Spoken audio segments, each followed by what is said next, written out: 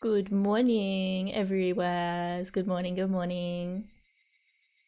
I should check that my audio shit is set up correctly before I actually press go live. But that's fine. We're fine. Everything's correct. Hope everyone's doing well. I am. Wow. I'm super excited because I just ordered a cosplay for myself. Wow. Wow.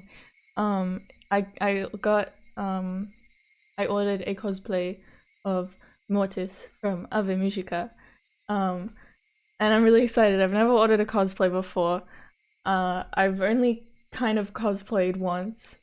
Um but it was like uh the cosplay was pants that I already owned, and I put like a design on a shirt. But cosplay. That's just. Um, but yeah, I'm really excited. So I got her stage outfit and a wig. Hopefully it'll fit. It should, but yeah, I'm really excited. Um, I'm so Avamishika brained.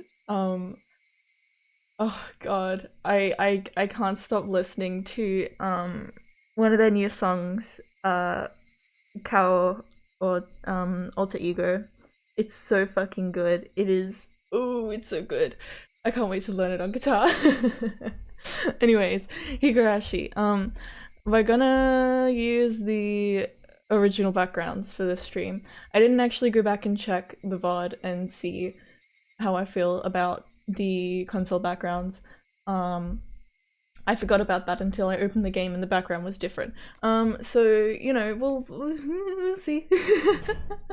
I think I think Dream said it yesterday. The original backgrounds have a like kind of atmosphere about them that the console backgrounds don't have. They're both great. The console backgrounds are really well drawn. And it's I think the appeal of that is obviously it fits in more with the style, and also everything that's in the background, it is intentional. Like they've intentionally drawn it there. It's not a photo. Anyways, let's continue. Yahoo! So last time okay, last time we tried to call Rika, she did not pick up. So we called Rena, and Rena, Keiichi, Mion, we went to Rika's house, and neither Rika nor Satoko was there. We went inside, got like villagers to help, like people in the village to help, and then the police were called and like a bunch of people searching for them. And Keiichi's like, "Oh my god, it's my fault," and Rena's like, "Don't worry, Keiichi, I know you didn't do anything wrong." And then yeah, the cops are there, and Oishi's like, "Oh, Rena and Keiichi, I'll give you a ride home." And Rena's like, "Okay." And then Keiichi fell asleep in the car, and then we woke up by Oishi holding like a can of coffee under our nose and slapping our cheeks. And he's like in the back seat with us, where there's like he's blocking the door, and he's smoking a cigarette, and he's like trying to get information out of me. I don't like that guy. He sucks. I want him to leave me alone. Hence the title. Fuck that guy. And I think we went home, and the tips we got. Oh, they're trying to get like a search warrant for the storehouse and the Sonozaki family house. And they're also talking about how they want to know what's up with Oryo. I don't know if I'm saying that right. I feel like I am, because yeah, it should be. I think it's close enough. The Mion's grandma, because she hasn't really been seen around, but she doesn't go out much. But apparently she's sick right now. Yeah, I think that's the important stuff. I think that's the main stuff. Let's continue. I love this game. Did you know? Did you know? I saw a ceiling I was familiar with. Though I was groggy from sleep, I did notice that I was in my futon, like I was every morning. I looked at my clock, and despite having turned in so late last night, I had awoken at precisely the same moment I always did. I'm so low on sleep, but I guess you really can get up at the same time every day. The secrets of the human body never ceased to amaze me. If I went back to sleep like this, I would definitely not be waking up again. I spurred myself on and slipped out of my futon. Wow, he has so much self-control, I could never.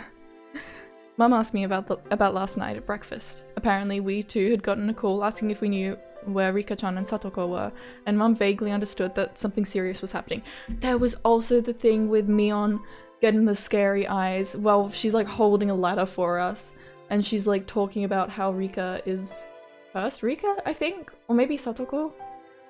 I don't actually remember. But about how like Satoko, it might be Satoko that she was talking about, how she's cursed because like everyone around her like leaves or dies. Like I think Satoko's parents died, they fell off a cliff. Her aunt, I should go, I say this like every time, I should go back and look at the last part. Whatever, it's fine. I'll definitely have to keep on top of that when we get to the stuff that I have not played through before. That's gonna be even foggier. But yeah, that was weird. I don't know why Mion did that. I don't know, with the whole like personality shift that Mion and Rena have, I don't think that Satoko and Rika have done it. Not in the same way. Rena, I almost am like, I'm more like, yeah, that's normal.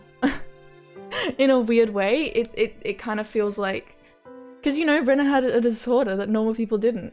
Not that that just like explains everything, but like, I don't know. Rena is a troubled kid.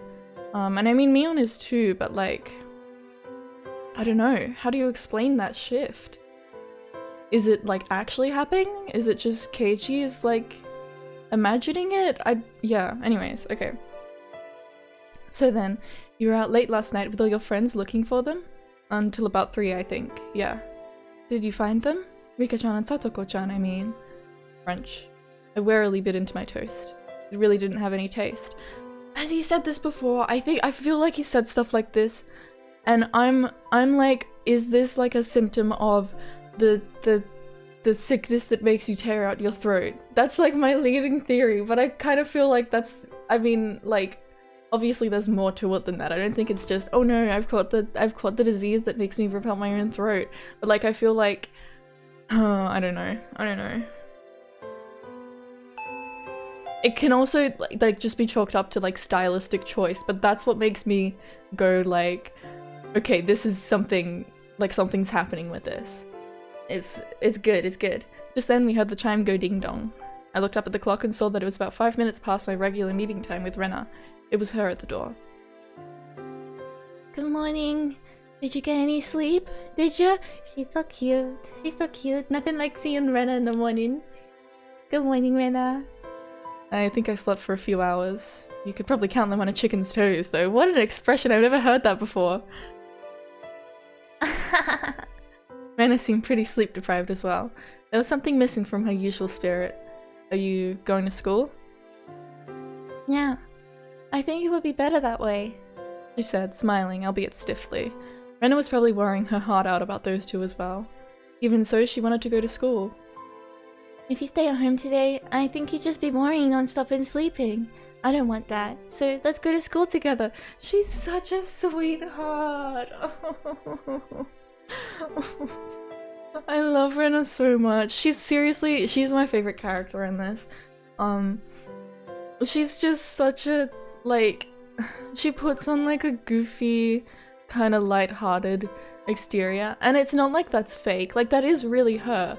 Like, that's her expressing herself, but then also she's this incredibly caring and thoughtful person, and like, sometimes she expresses that through her goofiness, trying to like lighten the mood. And I really like that. I really like Rena. Man. Alright. Wait just a moment. I'll get ready. I was just a little bit happy about Rena mustering that much consideration for me. But like, man, you know, the thoughtful, caring, lovely side of her, and then contrasted with the, like, you know, lies, you know? Like, what is up with that? I don't think there's much, I mean, not that there's no point, but like, I don't think I'm gonna find answers just by thinking about it at this point. But it really intrigues me. I like the depth that these characters have. We went to the place where we'd usually meet up with Mion, but she was nowhere to be found.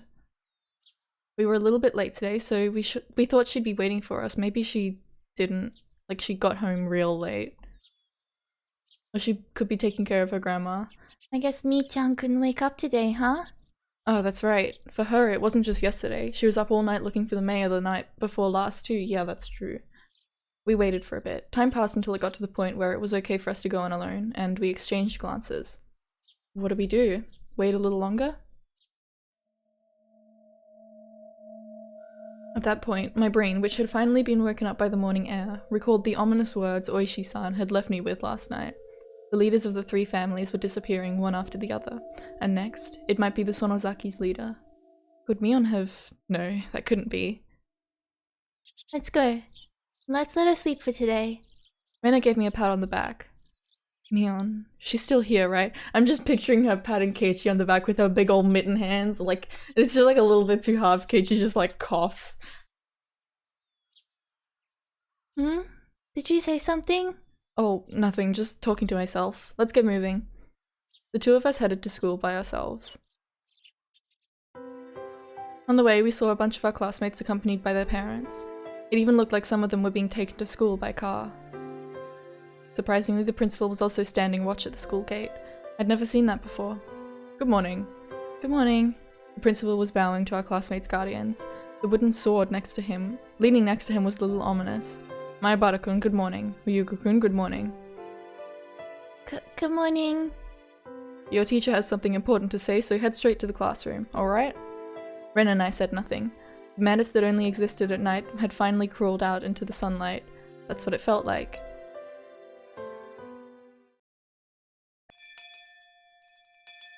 That must be so scary for the parents as well. Like, these two, like, young girls have gone missing. In this small town that, like, they've felt so safe in, you know? I mean, obviously, like, it'd be scary, but yeah. Good morning, everyone. The hushed conversations that had been spreading for a while now all disappeared like an illusion the moment our teacher walked in the door. Silence dominated the classroom. The principal came in with our teacher as well. This was clearly not a normal morning. First, the principal has something important to tell everyone. Go ahead, Mr. Principal. The principal cleared his throat and approached the days.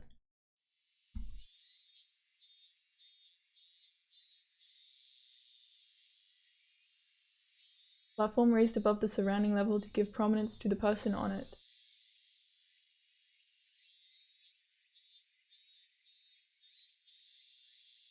Dais. Dais? Dais. Dais. Dais. I'm sorry. I love text-to-speech voice. Approach the dais. I'm sure some of you already know this. The classroom went dead silent. Everyone was staring at Rika-chan and Satoko's empty seats. The principal briefly and simply declared that Rika-chan and Satoko had gone missing. There wasn't a single person in the classroom who didn't already know. There seemed to be many, however, who couldn't accept it as the truth. It had been confirmed for them now by the principal's words. There were sobs throughout the classroom, and I heard a kid crying. They steadily spread throughout the whole room. The big-hearted principal wasn't able to keep his cool either. Okay, everyone, pay attention. From today on, your parents or guardians will be taking you to school. For those of you whose parents can't do so, you'll be coming here in groups. I made a handout, so read it carefully and be sure to show it to your parents. Understand? The teacher's voice was a little abrasive. Not even she could conceal the strain she felt from this unprecedented, abnormal situation. They should have just cancelled school today. However, Rena told me that the school was also like a nursery for the students, whose parents both worked, so some of them wouldn't want school to be cancelled. Well then, let's begin the lesson. Class president, she's absent, I see. Then whoever is on day duty, let me hear it. All rise. That feeling of wanting to maintain an everyday atmosphere, even if only in school, precisely because our lives had been messed up, was something that I agreed with at this point.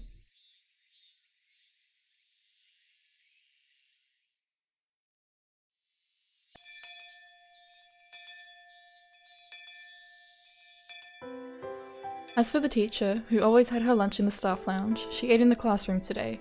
I had to laugh at her curry bento, which was just a rumor until now, but there was nobody to laugh with me. Oh man, it's just Brenna and Keiichi. What the fuck, man? Rena brought her chair and lunch over to my seat. Today it was only the two of us. The fact that we didn't need to drag any other desks over was sad. I'm sleepy. Yeah, I don't feel like sleeping anymore though. In fact, I'm jealous of the people that could sleep at a time like this. They've got nerves of steel. You're right. I was sleepy this morning, but my drowsiness had dissipated after coming to school and constantly feeling the incredible tension. Rena's bento box didn't have its usual luster. That was to be expected. Rena was up for a long time last night too. She wouldn't have had time to make her lunch beforehand, since it's not like she would have gotten up early this morning. Grab anything you want. Go ahead, you can admit that my bento is better today. Oh, okay, then I'll have some. Wow, Ichikoa roll with perilla and cheese? That's interesting. What's that? Higurashi roll. Oh, Japanese fish cake product made from fish surimi. After being mixed well, they are wrapped around a bamboo or metal stick and steamed or broiled. Ochikua comes from the shape when it is sliced. Ah. Educational stream. What is perilla? Okay, it's leaves.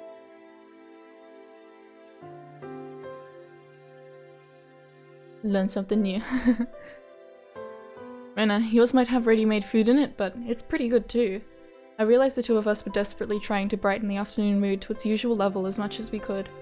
I looked around the classroom, and it seemed like we were the only ones trying to do so, surrounded as we were by gloominess.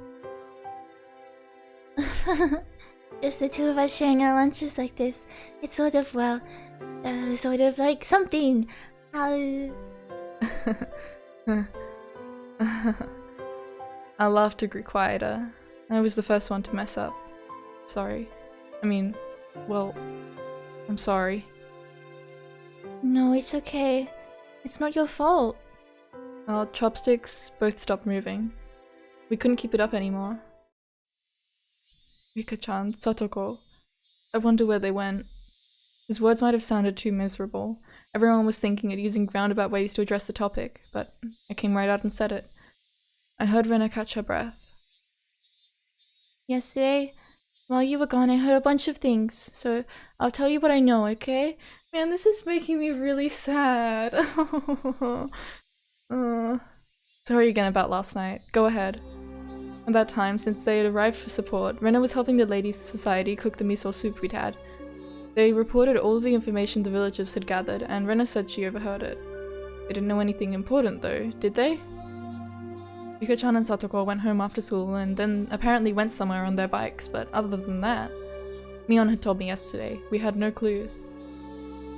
Yeah.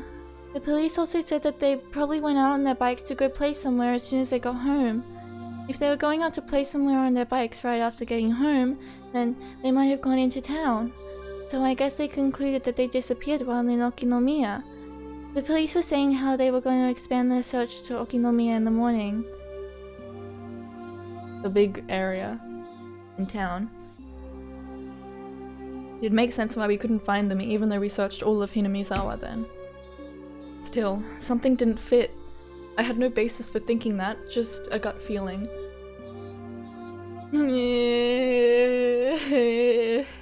I revealed something to Rika-chan that was likely very important to her that day. Then Rika-chan had told me to leave it to her.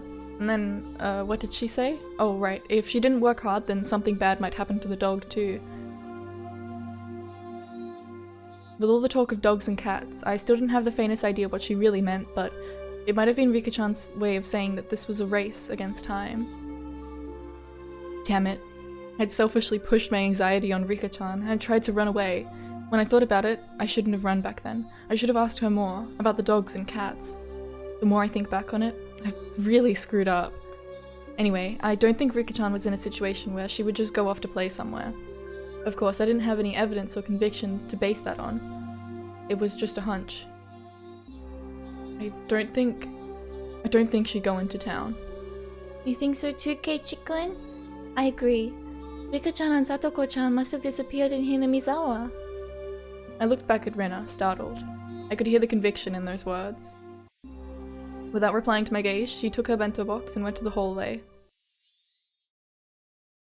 I'm gonna go rinse this out. She timed that in a way that broke off the conversation. Suddenly I got the feeling that the next thing she had to say would be hard to say aloud in the classroom. I hurriedly grabbed my bento box and followed her.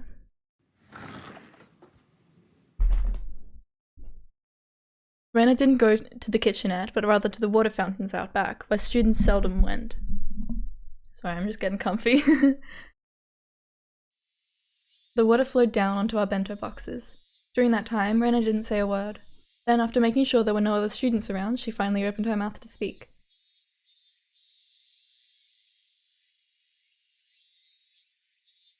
I'm sure you figured this out by now watching my streams, but whenever I go silent for a moment, it's usually because I'm taking a sip of tea or water.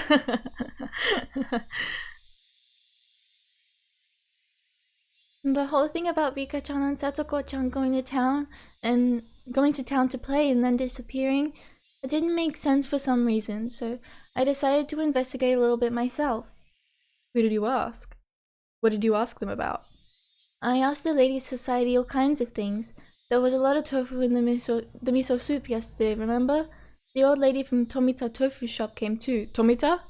Like the kid that's like our little apprentice, I guess? The Tomita Tofu Shop. I love tofu. Shout out to tofu. Oh, I remember. That was one of the stores on the road leading to the hospital.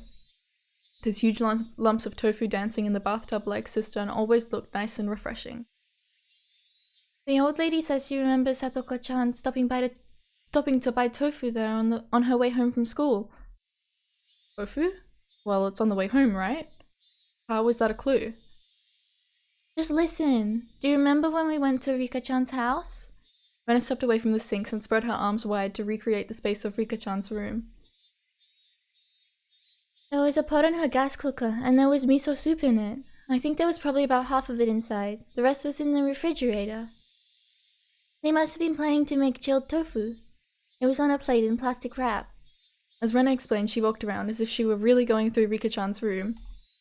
Still, Rena, why does this matter?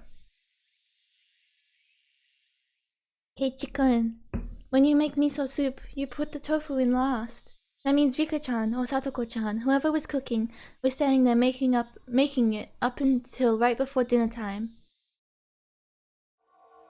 Right up until dinner time? Okay, so let me get this straight in my brain. So, on the way home, Satoko stopped by the tofu shop, which is, it's on the way home, so it's she didn't go off, out of her way. When we went to Rika's house, there was a pot on the gas cooker. There was miso soup in it. Probably about half of it inside. The rest was in the refrigerator. And they must be planning to make chilled tofu. It was on a plate in plastic wrap.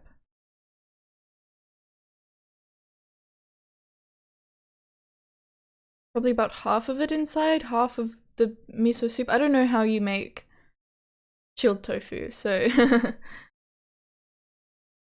I don't know if it's half the miso soup was in the fridge or half the tofu was in the fridge. The tofu was on a plate in plastic wrap in the fridge? Or...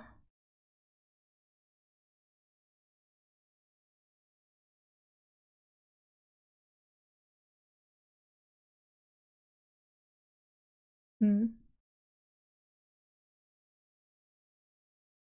Interesting. Either way, like, it's still, like, she was mid-cooking. Right up until dinner time? Wasn't everyone saying that their bikes went around, so they must have gone somewhere to play by themselves? Right, so they didn't just go straight off to play. They were mid-making dinner.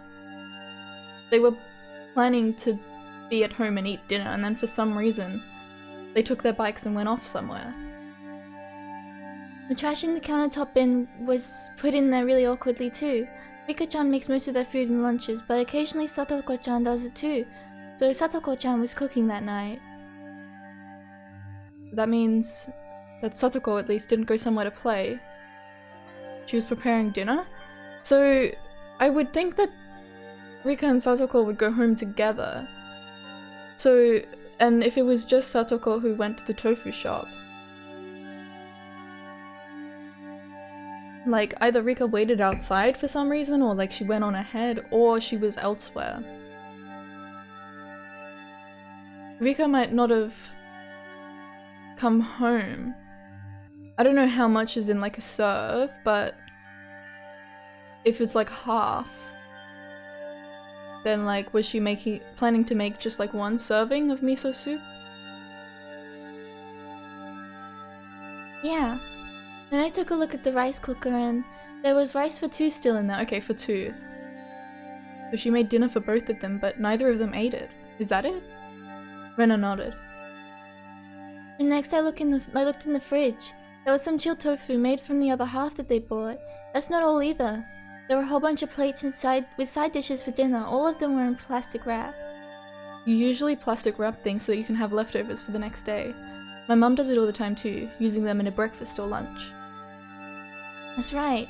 You use plastic wrap to save leftovers for later, so the fact that they were in the fridge means that they didn't plan on eating them that night at least.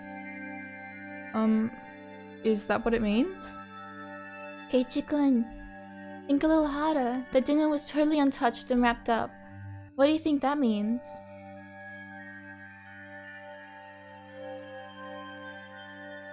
I think I'm getting a little lost in all the things that are in the fridge and not in the fridge and being cooked, and I'm sure it'll be explained. Well, that means they didn't need to eat dinner anymore. So they would have gone out to eat or ordered takeout. Must have been really sudden too. If they had decided to do that beforehand, they wouldn't have made anything, but there was dinner for the two of them. That means that when Satoko-chan was making their dinner, they really thought they were going to eat it until right before they didn't. So then, the theory about the two of them going out to play and then disappearing is wrong. Yep. They disappeared after making dinner and right before they ate it. Probably around 7 o'clock. Why would they have gone at a time like that by themselves without eating? That's obviously where this is leading. Keiichi-kun, do you remember? On their fold-out table there were things like soy sauce and a chopstick holder. There might have been something like that. I didn't remember. The container for the soy sauce. It was empty. There wasn't even a drop left. Chilled tofu wouldn't taste good without it. So I looked under their sink for the larger bottle of soy sauce they have. You sure know a lot about where they keep stuff. I've been to Rika-chan's house and cooked for them before. Rena cleared her throat, her face returning to a serious expression. Then when I opened the cabinet, the big bottle of soy sauce wasn't there at all. It wasn't there? What does that mean? I don't know why, but this is just like making me think of like a bad like one sentence horror story, like I went to my friend's house and there was no soy sauce in the bottle and there was no big bottle of soy sauce under, like, in the cabinet.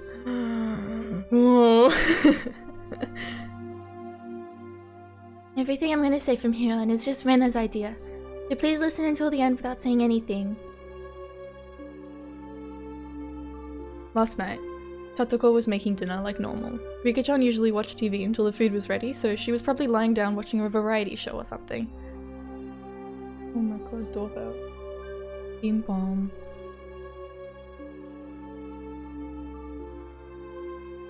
Give me a moment.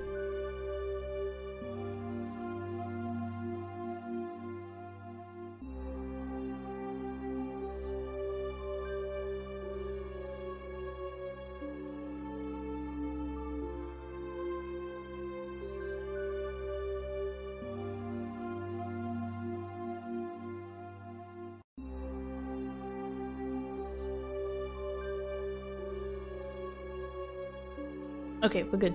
Sorry, my room is like it's next to the front door, so like when there's like people speaking or whatever, you can hear it through the wall. I just don't want it to pick up on mic. Okay, Satoko put the tofu in the miso soup, and right when dinner was about to be ready, she noticed that they were out of soy sauce. Oh. So Rika-chan, who had nothing to do, brought the big bottle of soy sauce to a neighbor's house to borrow theirs.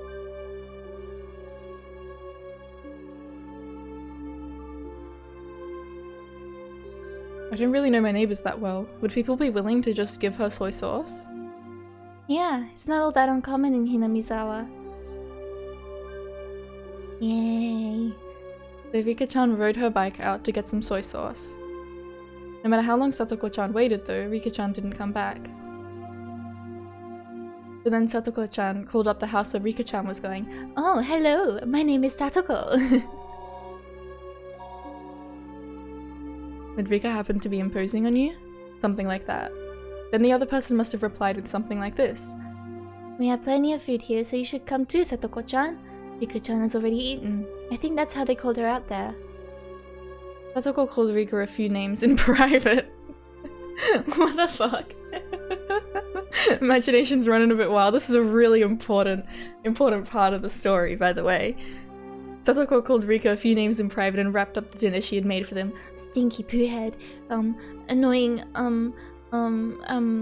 flea brain, She put it in the fridge so she could use it for breakfast and lunch the next day. Then Satoko got on her bike too, and headed for the house where Rika-chan was. That face, it just, my brain just goes like, ah! Like, huh.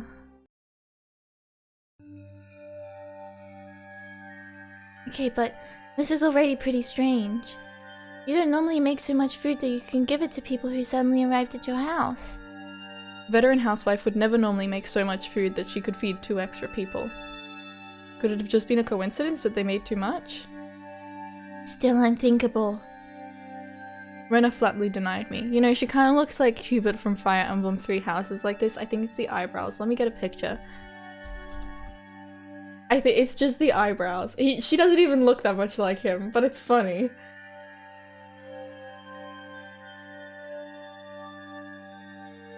Like, I want of him, like, frowning. Hold on, this is so important. You don't even understand. Go away, and...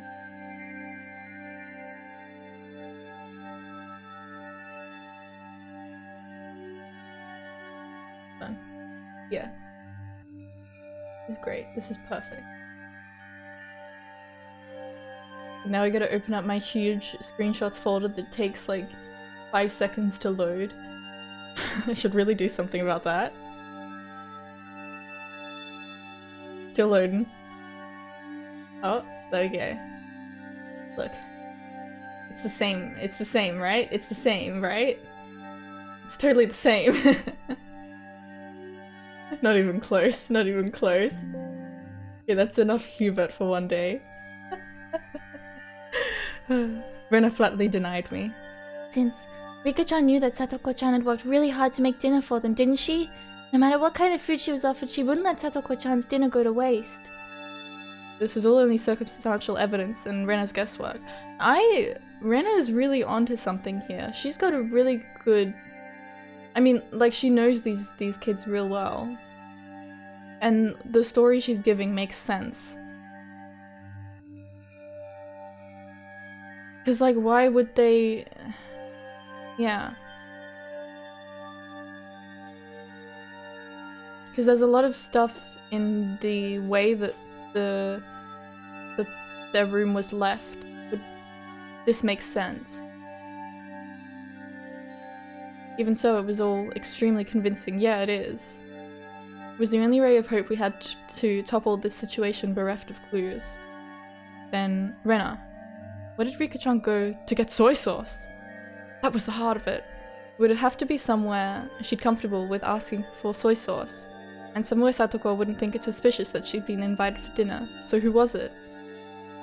Rena slowly shook her head. That's all for Rena's guesses. These are all just ideas, okay? Keep them a secret from the police. What is there to hide? Even if only half of what you say is right, it should be a good clue for all this. Keiichi-kun. This all means suspecting someone from Hinamizawa. We can't suspect anyone without a really good reason. I saw a few girls coming over to rinse out their bento boxes. Rena cut the conversation short there and returned to the classroom. I stayed there alone, my body bathed in the lively voices of the cicadas. Man, it would have been somewhere real close to their house. And so it's like, would the people who saw them, who Rika went to, like, with the soy sauce or whatever, like, they would know, and why wouldn't they say?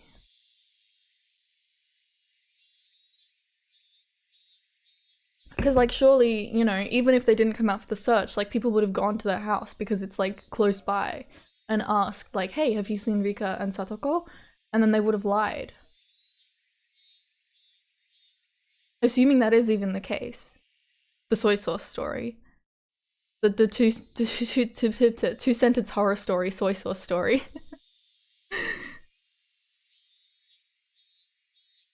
Let's think about this, in my own way. Rena had barely any information to go on, and yet she'd reasoned out that much. So there should be something that only I, who knew far more than Rena did, could deduce. Oishi-san said this last night too, but this incident was definitely occurring within Hinamizawa. Rena might not have wanted to believe it, but it's basically a given that the culprit is someone from the village. So the main key pieces of information is, I think, around like 7? Can I go up that far?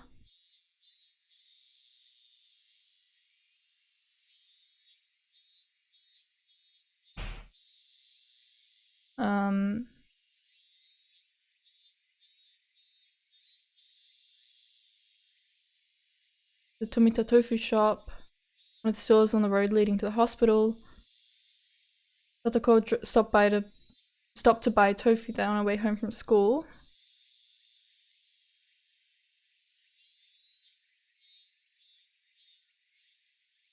I don't know where I got the number 7 from. Oh, 7 o'clock.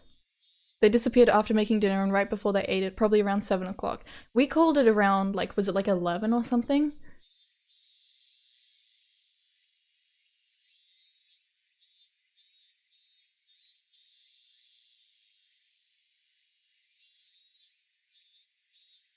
The last person that saw Satoko was the tofu shop lady. I don't suspect the old tofu shop lady. I don't know, I don't really have it in me to suspect an old tofu shop lady, and also that she gave that piece of information is like, she's trying to help. I mean, she could be lying, but you know, for now I'm not gonna distrust the tofu shop lady. I want to believe in the tofu shop lady.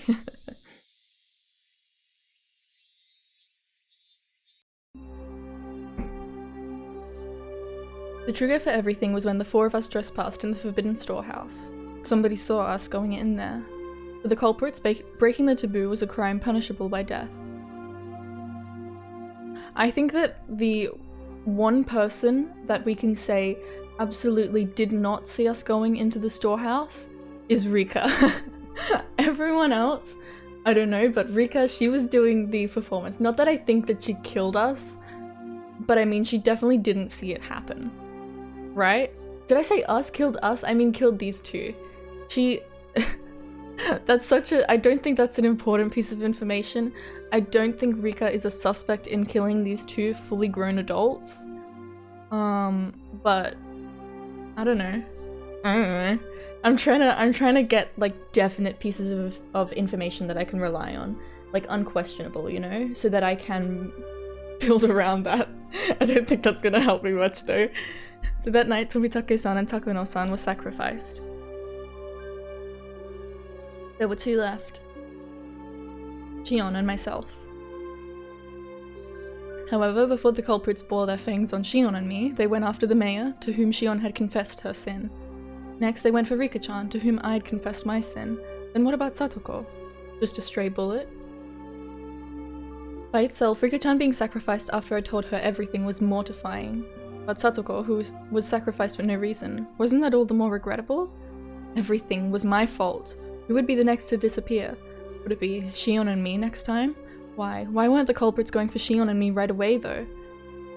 If they had enough power to erase the mayor and Rika-chan, then why not just get rid of Shion and me? If they went for us, well, I wouldn't like it, but I could still tolerate it. What I couldn't forgive was them getting rid of those we'd confessed to. Now that I think of it, yesterday Shion said something alarming. She felt like someone was watching her. I'm thinking, why would they get rid of the people that we've confessed to? Is it because... well, I was gonna say, like, is it because we confess something that, like, makes someone look suspicious? But then, like, why not just get rid of us? Then we can't confess to anyone else.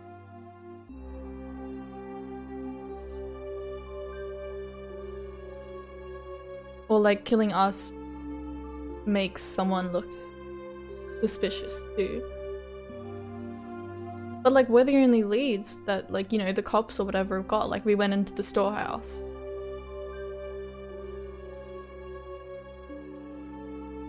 But then, was someone watching me as well? Strangely though, I hadn't felt anything like that until now. Even though I'm the root cause of everything, I had never once had that impression. Maybe that was simply because Shion was more cautious than me, and I was just careless. That's another story though. Let's get back on track. Why weren't the culprits going after Shion and me? I felt like that's where the key to this lay. Could it be? Was I making a big assumption that I shouldn't have been? I thought and thought, but couldn't come up with an answer.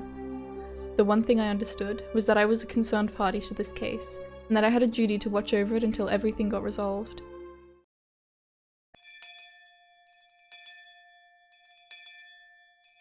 I heard the ring of the bell declaring the end of lunch break. Would somebody else disappear tonight? If nobody else did, then I wanted them to get rid of me tonight for sure.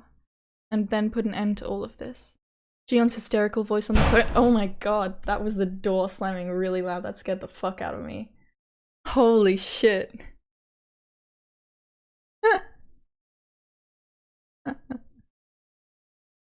Oh my god.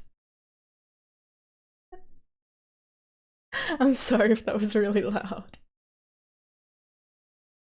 Oh, I'm gonna make sure the front door's closed because I think that was wind.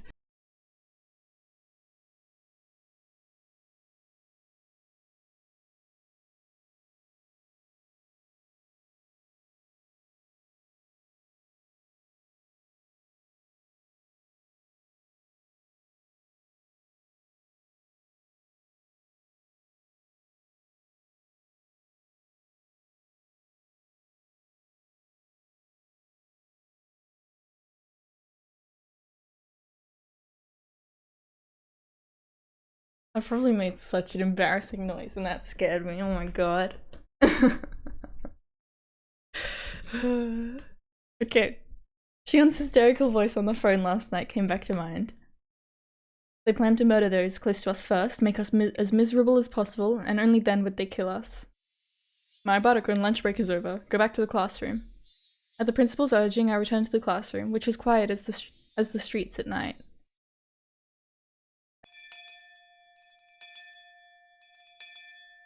Man, I'm just lucky. I'm glad that I didn't, like, scream when the door slammed. If it was, like, an even more tense moment in the game, I would have gone, like, ah! Oh god. If there were a lot of parents picking up their children after school. It was just like a kindergarten.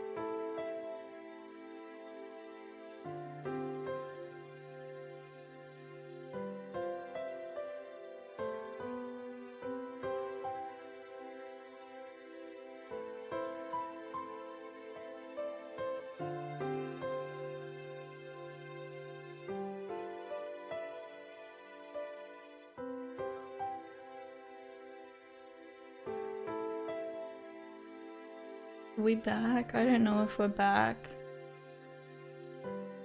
Dude, fuck my stupid baka life, man. I hate my internet so much. Oh. I'm gonna hopefully tomorrow look into getting, I think, like an Ethernet cable or something. Cause it's so annoying. It is. Oh, it's so frustrating. Oh.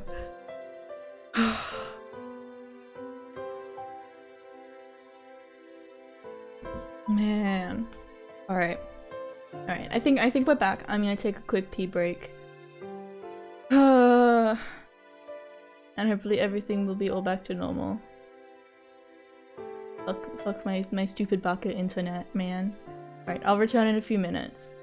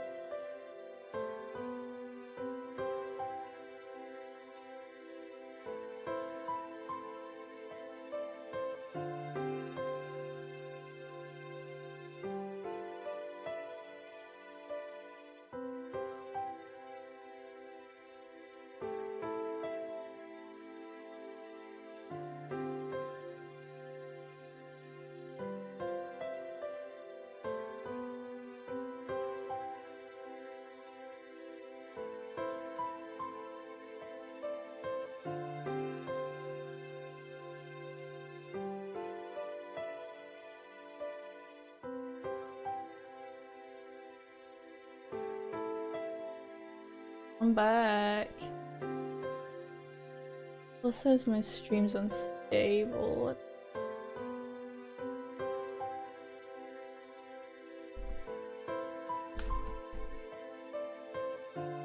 Okay.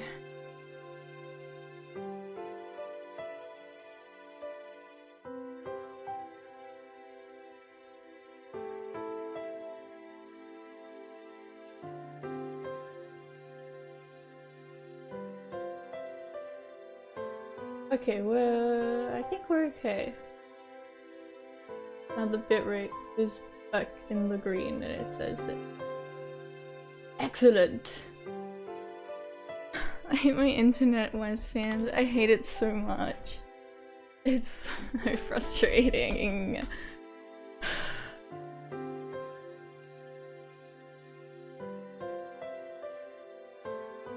Okay, let's continue. It's still light out anyway. I'll be fine. I see. Then be careful, okay? Yeah. Huh? Isn't that a policeman? No. No, Rena pointed towards my house. No! He's here to ask. He said he was gonna ask, like, every day. Like... Fuck this guy! There was a car stopped in front of it. Ah. From out of that car came Oishi-san. He must have been waiting for my return to ambush me. Oishi-san started walking over and wearing that annoying grin. Rena, you should go. If you get involved with him, you'll be here for hours. But where did the policeman with you? Rena's a good person. Even when I made a fuss over Rika-chan's disappearance, she never asked me why I did. She could have been suspecting me ever since then, and that would have been okay. Even so, she still hadn't asked me anything. She didn't try and pressure me into revealing the truth. I'm not the culprit.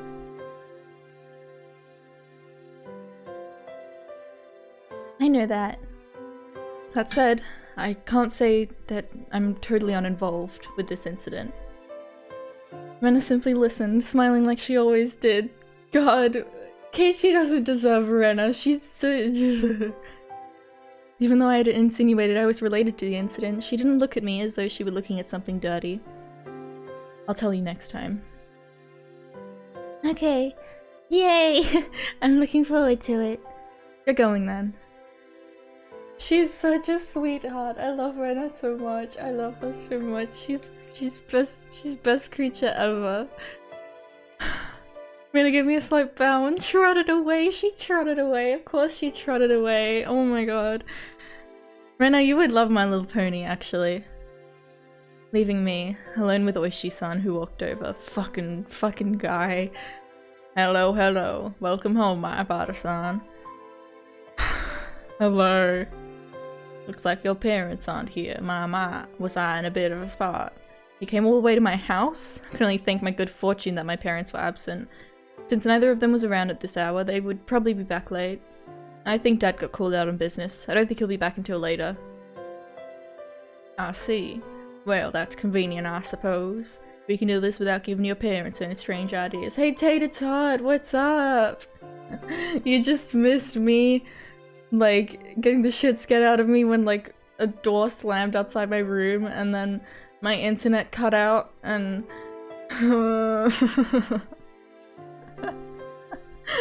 It's good to see you. I hope you're doing well. Now Oishi's here. I hate this guy. Oishi-san pushed my back, prompting me to walk. It seemed like he wanted me to get in the car. No, I don't want to get in the car. Can we talk out in the open, please? You taking me to the police station? I wasn't the culprit, but I was the cause of everything. It wouldn't be weird if you wanted to investigate me. That kind of gave me a resigned feeling. No, I just don't want to stand around talking. We can just talk in the car, that's all. Don't get in cars with strange men. I'm doing good as well. Aside from the door jump scare and the internet disconnecting, I'm doing good. I ordered myself a cosplay this morning, which I'm really excited about. It's Mortis from Ave Musica. I don't want to talk to this guy in the car. He's gonna fucking corner me there and then get me to confess everything. Come now, don't be shy. He opened the back door and urged me inside. If I got in, I wouldn't have a very easy time getting out. If I said no, however, then this man might really handcuff me and take me away. I couldn't refuse, I could only accept in good grace. I would rather he take me to the police station. Honestly, man.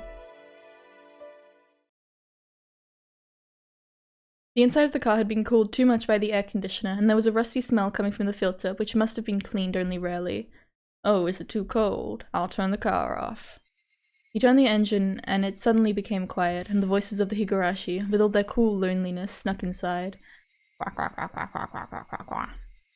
It sounded to me like a chorus of voices, lamenting my exorbitant punishment for having harbored such foolish curiosity. I think you're the third person who's mentioned that. It's like, does he have a beer gut, or does he have some real impressive, like, big natural boobies?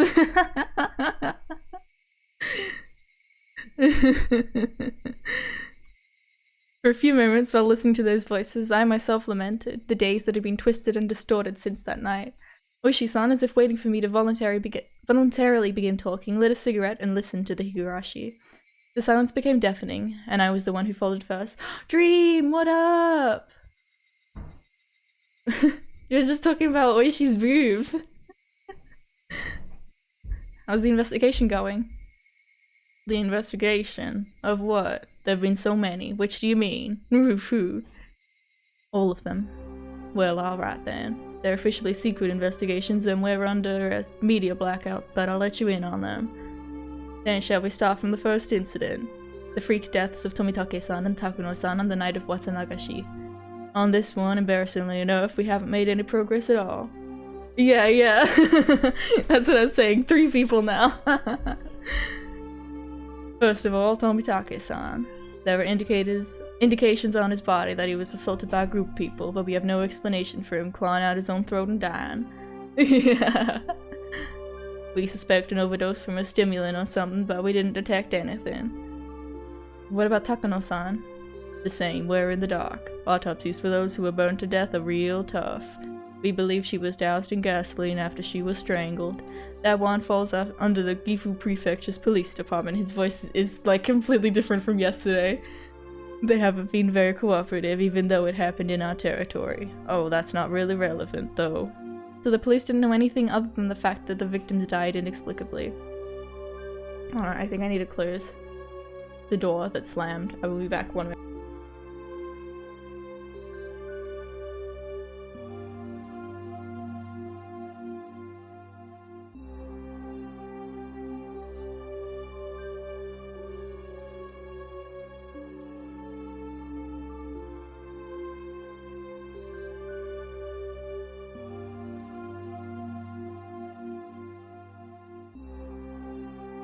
It's really not the best time of day for me to be streaming. Middle of the day on a Sunday, on the weekend everyone's home. But whatever, it's fine. Nonetheless, the times when the incidents occurred have been generally placed right after the festival ended. It's a bit uncertain in Takano-san's case, but the likely prospect is that she was murdered at about the same time as Tomitake-san, then dumped in the mountains in Gifu. Why would they bring a dead body all the way to the mountains? They should have just brought Tomitake-san out there too. Oh my Abara-san, you're quite sharp, you know that. Of course, I do believe that is something we need to be attentive of. Don't praise me, you poo-hole. That's all good, Dream. Just having you here, even in spirit, is enough for me. There are also a bunch of other suspicious things, but this is about all I can tell you at this point. How about the mayor? Have there been any clues? Having exhausted that topic, I changed the subject. Otherwise, he might turn the conversation on me. We investigated his movements on the day he disappeared. We didn't find anything that could provide any clues, but I'll tell you about it anyway. He's been like, man, I'm being so generous. I'm telling you everything I know. Now tell me what you know. Tell me what you know. No. The mayor, Kichiro Kimiyoshi. Apparently he was suffering from severe hemorrhoids. I'm sorry for laughing. That's not funny. I'm laughing because I've just been watching Prozidi Plays Games, Ace Attorney, and yeah. Phone's so glitchy, it kicked me out the stream and pulled up someone else's. It's like, that's enough, Waz, you've had enough. People who've lived a long time have an unusual amount of pride, so the mayor hadn't been telling anyone that he was going to a proctologist at a certain university hospital in Shishibone. On the day he disappeared, he had an appointment for a checkup, so he went out first thing in the morning. Even I knew that big hospitals, like university hospitals, had a really long waiting time. Apparently, people would get in line hours beforehand, even if they had an appointment. His exam ended at 1 p.m. After that, he ate a light meal in the hospital restaurant and passed the time reading a magazine. We know this because of a receipt we found in his wallet at his house. So his wallet was at his house. Most parasocial relationship ever. 2 people who've been best friends for their whole lives.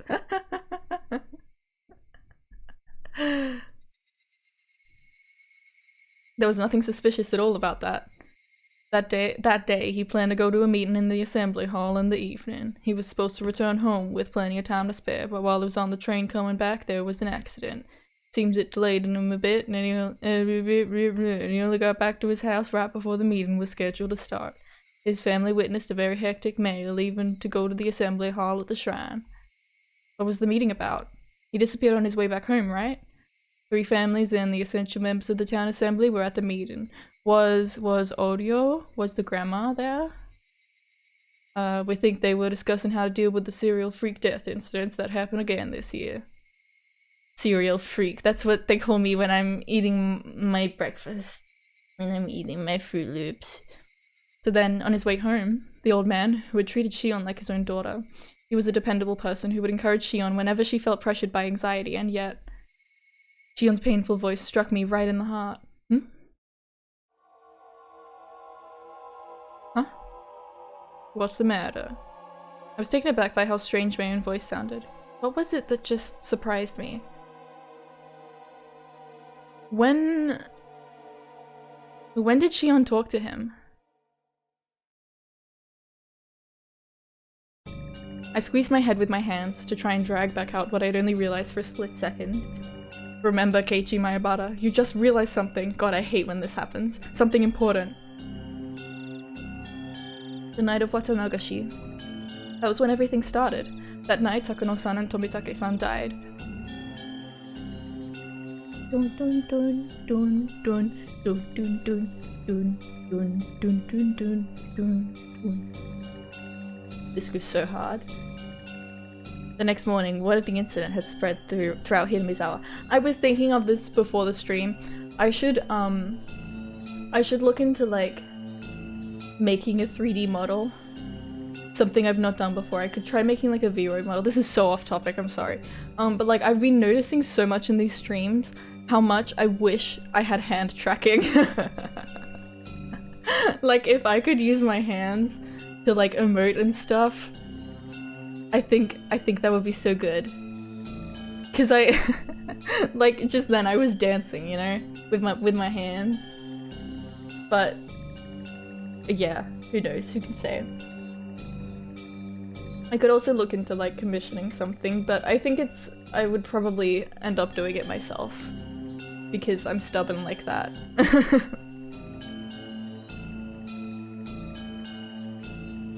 The next morning, word of the incident had spread throughout Hinamizawa. They planned to talk about it during the evening meeting. Yeah, you did! This is true. I shall perhaps look into it. I've messed around with V-Roid briefly before. Yeah. Who can say? They planned to talk about it during the evening meeting. The mayor, however, had an appointment at the hospital, and as planned, he went there without telling his family. He got a checkup at the hospital. Ate something. You know, I feel like the hospital and Takano being a nurse and like the amount of times that the hospital has been mentioned, like the tofu shop that Satoko went to, supposedly, that was on the same road as the hospital. Like, I mean, I don't know if this guy, he went to a hospital in Okinomiya, and I don't know if the one that the tofu shop is near is the same one, but like, I don't know. I mean, like, hospitals are things that, you know, exist. So I could be thinking about it too much, but like, I just keep thinking about how Keiichi in the first episode went to the hospital and got a shot. I don't know, man. He got a checkup at the hospital, ate something. Bum, bum, bum, bum, bum. And then there was an unexpected delay on his train ride back. When he returned, the meeting was already about to start. The mayor changed clothes, got on his bicycle, and hurried to the assembly hall at the shrine as fast as he could. From when he heard about the incident on the night of Watanagashi until when he showed up at the assembly hall, everything he was doing that day was done in secret. During that time, nobody found out that he went to the hospital alone, he ate alone, and he got on the train alone. That all meant he had absolutely no contact with anyone else. You couldn't have even called him on the phone. Okay, but what does that mean, Keiichi Mayabara? Why does that matter, Keiichi Mayabara?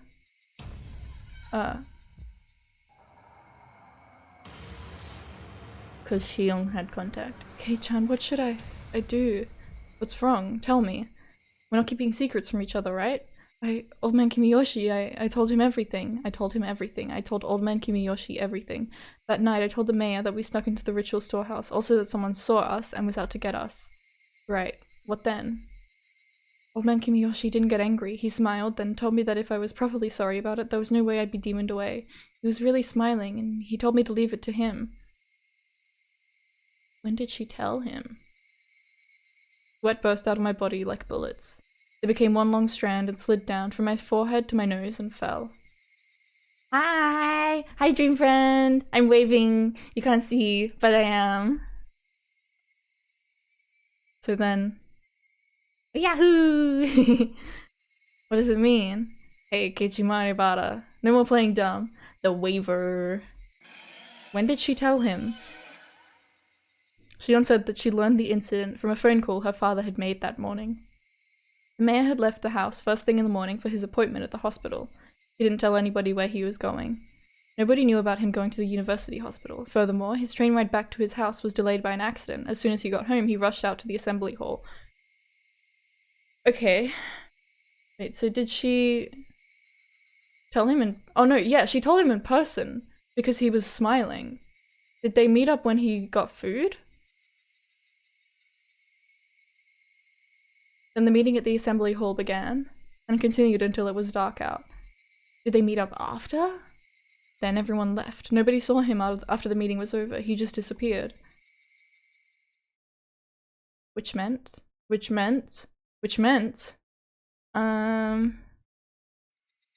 Marabata-san, are you alright? If you're too hot, I can turn on the air conditioner, Another part of me was messing with my thoughts, demanding that I didn't think any further than that. My head was pounding violently, and the fluids packed inside it, all blended together until nothing made sense. Me when I'm thinking... It was just about to settle, yet it had been smashed and melted in the blink of an eye, no longer able to retain its shape. Marabata-san, are you in there? Yeah. Oishi-san lit yet another cigarette. Can you stop lighting cigarettes inside this car? There was yet another cigarette butt placed in the ashtray. Was it displaying the passage of time? Had my thoughts been frozen over for that long? I've tried to tell you everything I know. In return, feel free to tell me anything you want, Marabata-san. My mind had become a gigantic oozing mess. My brain felt like it had been totally minced by the blades of a blender, and I couldn't think. A chain smoker. Now, don't clam up again. If there were any misunderstandings, I'd like to clear them up first. I don't think you're the culprit here or anything. Oishi-san gave his best attempt at an adult smile. I know the four of you snuck into the ritual storehouse that night. Everyone in the village heard rumors about it by the next day. That in itself means we should take you in for trespassing, but that isn't the problem. It's what was inside. What was inside that made the people who snuck in there end up as sacrifices. There wasn't anything. As soon as I said it, I regretted confirming my presence there, but I knew it didn't matter anymore. Was there really nothing in there? I mean, everyone who went in is being sacrificed one by one, you know? Even the mayor and Rika-san, who switched the lock on the door, was sacrificed. What was inside that could have caused such terrible things to happen? I was far too tired of keeping quiet about this. Perhaps that was Oishi-san's goal all along, but again, that didn't matter anymore. There were just a lot of torture devices that we used a long time ago. No biggie, just a whole bunch of, like, old torture devices. Don't even worry about it. I looked around at them with everyone. Why are you telling him this? Why are you telling him this? Why are you telling him this? Was that really all? That was really all. There was nothing terrible in there that would make you keep silent, like a pile of psychoactive drugs, maybe a secret poppy workshop.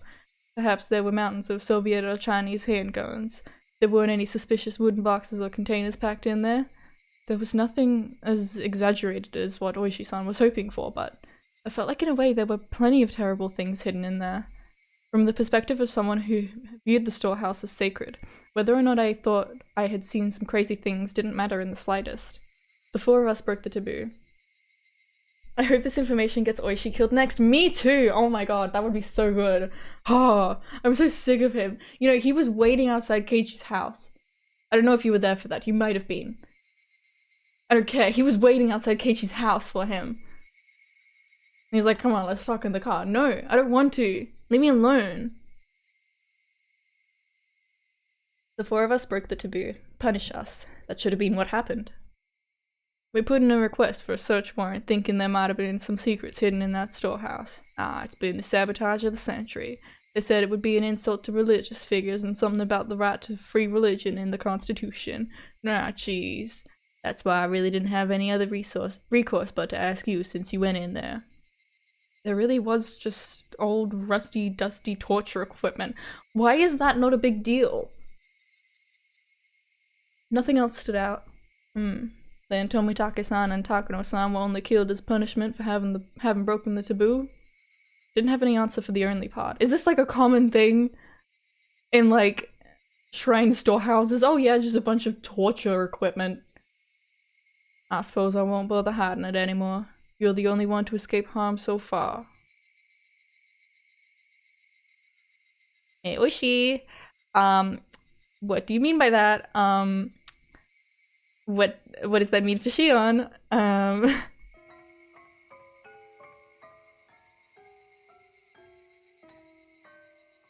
Everyone but you has disappeared, and yet you alone are safe. What's the difference between you and them that would protect you, but bring harm to the others? That's what I want to know. There was something wrong with what OOISHI-san was saying. You alone. You alone. What? Wait a second. What do you mean by you alone? Nah, ha. I'm saying that you alone have been left alive, right? Out of the 4 people who tiptoed into the storehouse for ritual implements, I mean. The only one left alive? Hold on. Shion was still... Jiro Tomitake-san and Mio Takano-san died that night, and Shion Sonozaki disappeared the next day.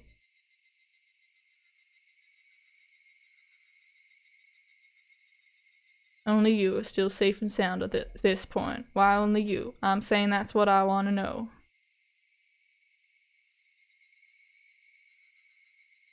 What? Okay.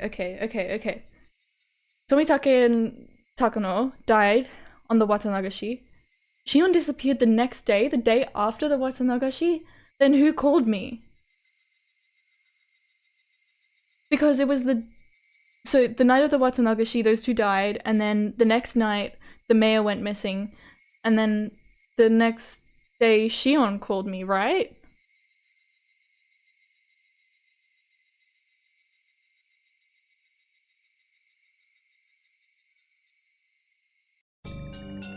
Shion disappeared?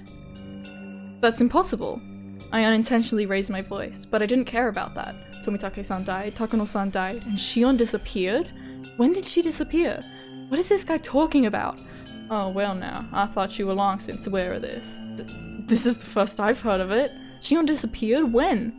Well, going back a bit, she disappeared the day after Watanagashi.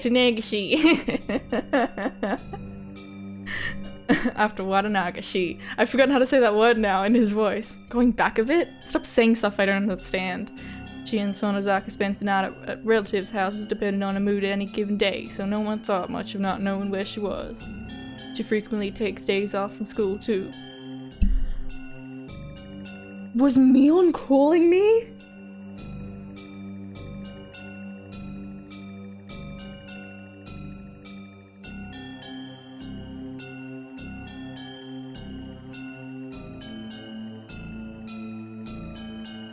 But...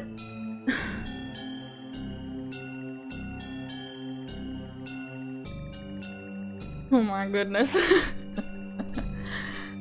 Our teacher has been pretty troubled by it. I didn't ask about any of that. I'm asking you when Shion disappeared. I told you it was the day after Watanagashi. Watanagashi.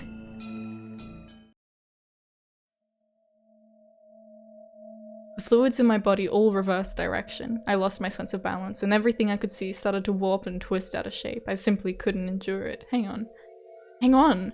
Shion had already disappeared? Then, that night, that call, that phone call, who was that? She called me every night. She encouraged me. We vowed that we would do our best to live on and not be erased. Yes, that should have been a phone call with Shion. Should have been a phone call with Shion. Should have been a phone call with Shion. Took breaks from class like it was nothing, and her family wouldn't listen when the school told them, so they mostly didn't bother calling anymore. So it ended up taking quite a while before we realized she'd disappeared. Felt a stabbing pain like needles were being pushed into every pore of my body. Okay, she could have still called. Maybe she called from somewhere else. It could have still been her, but like... It's just she hasn't been seen since then, so... But... It started on my back and began spreading throughout the rest of me.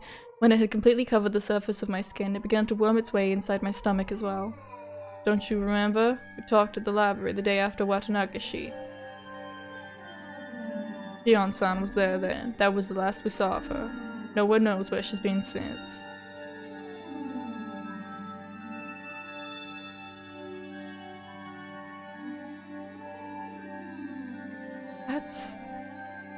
That can't be. That day, Oishi-san had only caught me, and Shion bounded away lying that she needed to get to work. Didn't she call me that night? Her job was at a restaurant called Angel Mort, right? She hasn't been there since that day. She's been completely absent ever since. The person at the restaurant couldn't get in touch with her. He was really worried. That can't be. It can't be. It's only circumstantial evidence, but after she left us at the library, before she made it to work, I think it's appropriate to consider her having disappeared during that time. Right after Shion ran away without me? Seems that she didn't know. Maybe if you had said something earlier, this would have gone more quickly.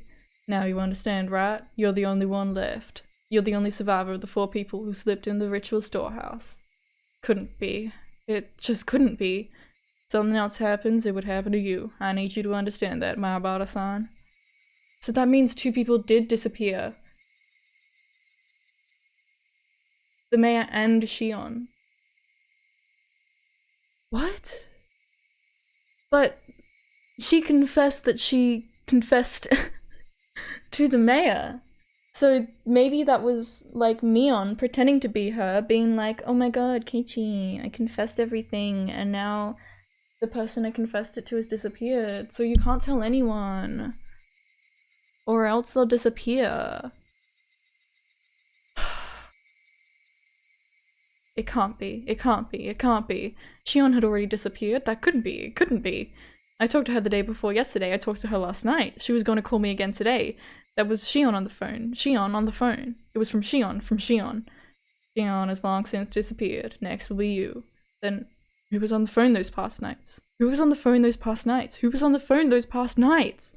That's... It can't be. Oh my goodness.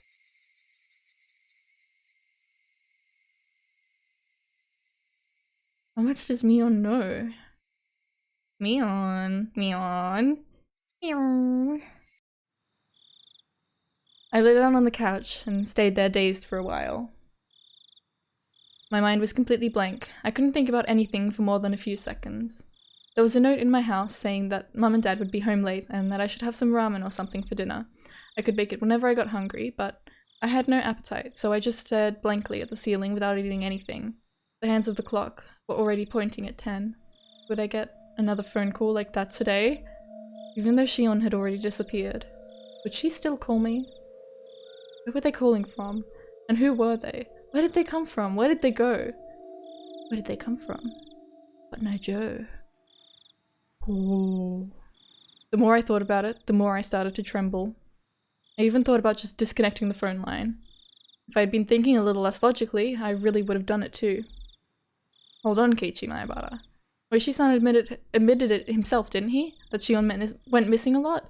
Couldn't she have just gone to relatives that Oishi-san didn't know about and have been there ever since? Shion and I were both being targeted by somebody, so it wouldn't be strange to think she went somewhere she usually didn't in order to hide. That must have been why Oishi-san couldn't locate her, and why he labeled her a disappearance. Yeah, that had to be it. Shion hadn't disappeared at all. Then my right hand moved of its own volition and slapped me on the cheek. Wapow! It's called Sting. Let me calm down a little. You just convince yourself of the most convenient possibility, Keiichi Mayabara. I knew I didn't want to admit she had disappeared. Admitting it would mean that something terrifying was definitely happening. I just needed to figure out whether Shion was the one on the phone or not. Would I ask her if she was actually Shion? That seemed like an incredibly absurd thing to do. Still, don't run from this, Keiichi. If the person on the other end still believed that I thought she was Shion, then that gave me a tiny advantage. Casually, completely casually, I would listen to what she had to say and fend her off. I would tear the skin off the monster. It would definitely be really scary for me. However, as the last survivor of the people who went into the storehouse that night, this was my duty to perform. How do you catch her out? Do you say something that only Shion would know, but like... She's already done stuff, like when we talked to her after the library, she said something about the signal that she gave. But I mean, if someone was watching her, they would have been able to be like, yeah, I gave you this, like they would have been able to act like they were Shion.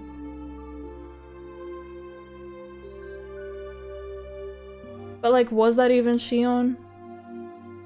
Was that Mion? God damn it, Mion. Mion, what's Mion? Mion! Still, then who would call me and pretend to be Shion? May have only heard her over the phone, but her voice shouldn't be that easy to replicate. That was definitely Shion's voice. It sounded just like her. It could have only been Shion. There was someone though, wasn't there? Freaky deaky spooky boo, exactly. Someone who sounded just like Shion. Mion. Mion. Who else could have done this? At this point, seriously. After all this time, all those little things that didn't quite make sense about Mion until now overwhelmed my mind.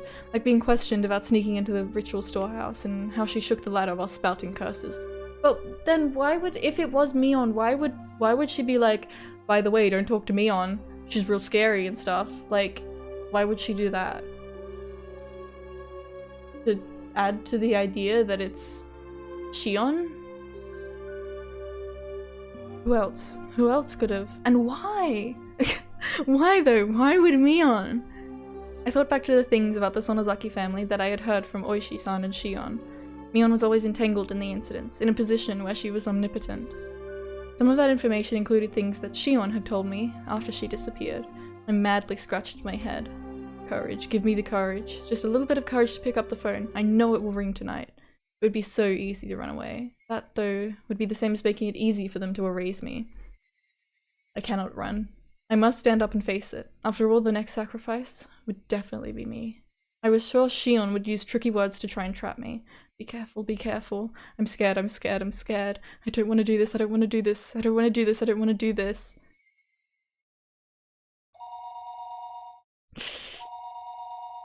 At that point, it rang. The phone rang, and I didn't know where the call was coming from. Shion had disappeared. Disappeared a long time ago. Disappeared the night after Watanagashi. Yet, until today, she'd been calling me like nothing happened. Now again, tonight. The people that had disappeared, their corpses simply hadn't been found. I really didn't think they were alive. So if it really was Shion on the other end, then did that mean she was calling me from another world? Of course, that couldn't be. A living being was calling me, pretending to be Shion. Shion was long gone, and yet, as though she were alive and well. The phone continued its incessant ringing. I didn't want to pick up if I didn't have to. I had just concluded, though, that not doing so wouldn't solve anything. Then, what would I do after I answered it? Would I immediately declare that she wasn't Shion and ask who she was? Alternatively, would I pretend I was still fooled and try to grab her by the tail? That would probably be the safest thing to do. So we're seeing how much this influenced our Wonderland? Oh, that's awesome! What I was most afraid of was what the person on the phone would do when she realized I knew she wasn't Shion. However, as long as I continued to let her think I was fooled, she wouldn't do anything extreme, right? If I just make sure to be careful, that should be the safest option. I've made up my mind. I'll answer the phone. Once I do that, I'll talk to her as if nothing happened. That wasn't all I'd do this time, though. I'd scope her out. Who was she? What was she thinking? And what was she after? Why was she doing this? Where did she come from? Where did she go? For example, was she really the one who killed Tomitake-san and Takuno-san? What happened to the mayor? What happened to Rika-chan and Satoko? I reached out for the receiver, my arm trembling. There were too many things I wanted to know. Too many things I wanted to ask. I was scared. I should start by picking up the phone. Pick it up, Keiichi. Pick up, Keiichi. Hello? Oh, how relieved I would have been if it hadn't been a call from Shion. Kei-chan? It's me. It's Shion. My momentary, convenient, and all about an above all fleeting prediction was ripped into 1,000 pieces. I couldn't help shaking at this point. Get ready for this. You took a long time to pick up. I thought you went home and I was about to hang up. Sorry. I was just in the bath. Did your family not pick up for you? Could your parents be out right now, Kei-chan? I failed. I let her in on a fatal piece of information that I was currently the only one at my house. Well, no, they're not really. Anyway, have you heard about Rika-chan and Satoko? No? What happened after that? Were they found? Nah, they weren't found. Kei-chan, please don't lose hope. If Oishi-san hadn't let me know, then I might have allowed myself to shed a tear or two at Shion's considerate words. Instead, now that it had come to this, I couldn't take her words at face value. This person on the other end of the receiver, the more perfect a Shion they were, the more my blood curdled in fear. Rika-chan and Satoko. They were kidnapped, weren't they? Yes. Don't think there's much doubt. Just how cruel and grave a meaning did those words hold? Their weight astonished me, and then a moment later I was overcome with numbness and felt like I would pass out. I had asked if Rika-chan and Satoko had been kidnapped. Shion, in turn, had answered that there wasn't much doubt. That cruel meaning behind her words. Rika-chan and Satoko were... no, I mean... I'm sorry. About the mayor. What do you think happened after he was kidnapped? Do you think he's still alive? What happened to Rika-chan and Satoko after they were kidnapped? That's what I wanted to ask, but I frantically caught myself. What if she'd given that question a terrifying response in such a way to sound like it had nothing to do with her? I was scared of that, so I immediately brought up the mayor. That said, however much I talked about the mayor,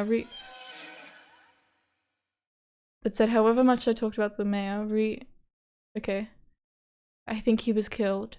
Hey, wait. That was quick. I think it must be really hard to kidnap someone and keep them like they are. As long as they're not hostages, it would be most practical to kill them once you were done with them. The world started to bend so much I almost lost my balance.